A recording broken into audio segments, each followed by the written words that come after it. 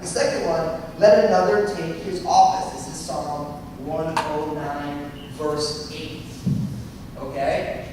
Now, I want to just make a quick note on this. I don't want to belabor it. But you have to realize that in Western culture, we rejected the gods of the Greeks, but we retained their rationality in arguments. Right? Most often, if you were to read, and if you read the New Testament, you read some of the references that are being pulled out, some of the Old Testament references that are being applied, people have a tendency to think, why are they using that? Because it doesn't make sense. Well, that's not really about that, so they're just kind of slapping that in there. And if you study it a lot, you find it. But you have to realize that is us taking our post-Platonic view of the right way to make an argument, which is very much Western culture, and we're applying it to a culture that had a different set of interpretational principles. So Psalm 109, verse 8, it seems to be talking about something radically different. But in the way the rabbis would exegete the scriptures, they would see this as the principle of an analogous subject. So the subject was analogous, although not specifically about it, and they felt very clear that they could bring that scripture right over. So you have to realize that when we're interpreting the Bible, that there are different cultures and different cultural approaches, and we have to always be on guard from taking the presumptuous and prideful view that our culture's interpretation of these things is the right one. This is a big problem today. And if you look on the news and you look on the way people talk about the scriptures, they talk about the Bible, they start making all these cases, it's like they don't realize that they're wearing a very specific set of cultural goggles in 21st century America, and that those goggles, that in 50 years people are going to look back and say, I can't believe you guys believe that. Because you know how I know that's going to happen? Because that's what you said about your parents. And that's what your parents said about their parents. And their parents about their parents.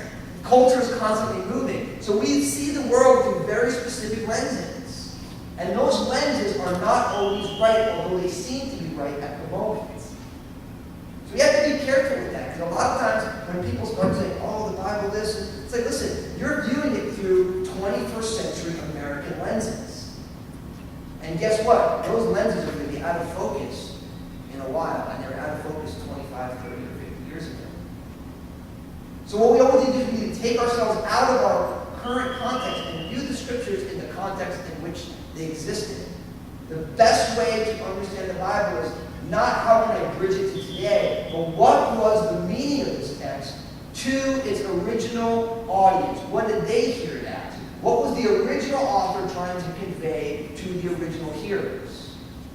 And if you do that, you get the sense of really what the scriptures are about, as opposed to reading something and being like, that's absurd. But you're not thinking about what it meant from the original author to the original receiver of the letter. You're thinking about how it relates to you today.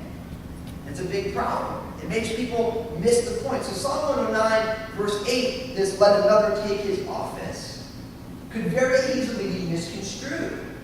Because you look back at Psalm 109, this isn't about Judas. But from Peter's day, and the way that they interpreted the Bible, it made total sense. It was an analogous subject. He's bringing it right over.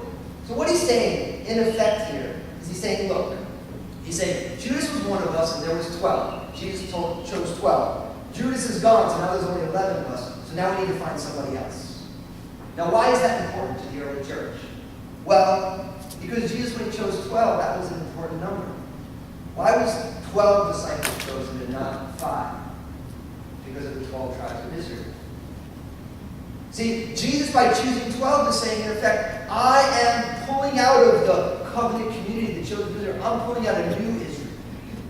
Not Israel in the ethnic sense, but Israel in the sense that they are those who are governed by God. Those who are followers of God. And so he's saying, look, there was 12 patriarchs who gave rise to Israel. Now we're making a new Israel, a spiritual Israel. And I'm choosing 12. And so because one is missing now, Peter's like, we need to put another guy in there. What's also interesting in verse 15, notice what he says there, that there was 120 others. You might think that's an arbitrary number. You know what the number 120 stands for? The number of people there from the Sanhedrin Council. The council of priests that were the spiritual overseers of the nation of Israel. So not only, all this is, for the Romans, they wouldn't have gotten this, but the reality that there was 11 they needed to have a 12. As a new Israel, the 12 tribes, now there's 120 there, a kingdom of priests, the new Sanhedrin. We find that out of Israel, who God chose, now God is pulling out a new group, a remnant within Israel, to start a new spiritual Israel.